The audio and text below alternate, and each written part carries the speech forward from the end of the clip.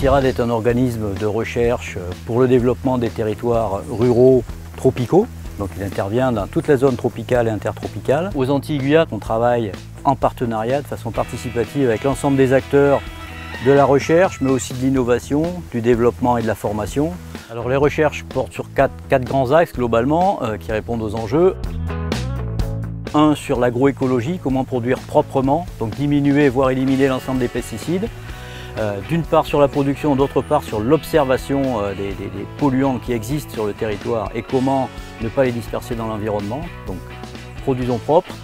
Deux, produisons des variétés, c'est la génétique, produisons des variétés qui soient résistantes, mieux adaptées à leur environnement, notamment résistance aux maladies. Le troisième sur la santé animale et végétale, en lien avec la santé humaine, de façon la plus intégrée possible. Et le quatrième axe qui est la dynamique des forêts tropicales humides en Guyane, comment est-ce qu'elles réagissent au changement climatique et à l'exploitation. Aux Antilles-Guyane, on a deux grands types d'innovations finalement qui sont issues de la recherche. On a des innovations plutôt technologiques. Ce sont de la production de variétés résistantes aux maladies, bananes, des ignames, peut-être d'autres plantes. Ça peut être des tests de diagnostic, comment détecter une maladie, un vaccin en santé animale. Donc on a contribué par ce type d'innovation au développement des territoires. Et on a un deuxième type d'innovation qui sont des innovations plus organisationnelles. C'est comment organiser les acteurs pour être plus efficaces. Et ça, on le fait au niveau des RITA, des réseaux d'innovation et de transfert en agriculture, que l'on a contribué fortement à organiser depuis 2010. Ici, à partir des Antilles, on rayonne dans l'ensemble de la Grande Caraïbe sur les thèmes de sécurité alimentaire, de santé, de surveillance des maladies. Nous avons créé avec les partenaires des réseaux de surveillance des maladies animales depuis plus d'une vingtaine d'années maintenant, qui fonctionnent très bien.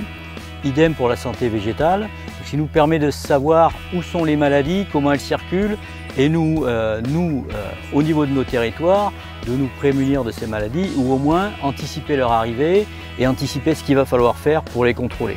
Les contraintes sont les mêmes sur l'ensemble de la Caraïbe, donc on essaie de travailler en partenariat plus large que les simples Antilles françaises pour œuvrer sur un développement harmonieux des territoires de la Caraïbe, sachant que l'objectif c'est le développement économique de ces territoires avec tous les effets indirects que l'on peut imaginer, c'est-à-dire aussi travailler sur une meilleure formation, des meilleures capacités, et c'est aussi limiter l'immigration en développant l'économie locale. Donc on voit qu'à travers cette recherche dédiée aux agricultures et à l'environnement, on traite de questions sociétales qui sont plus larges que la simple agriculture.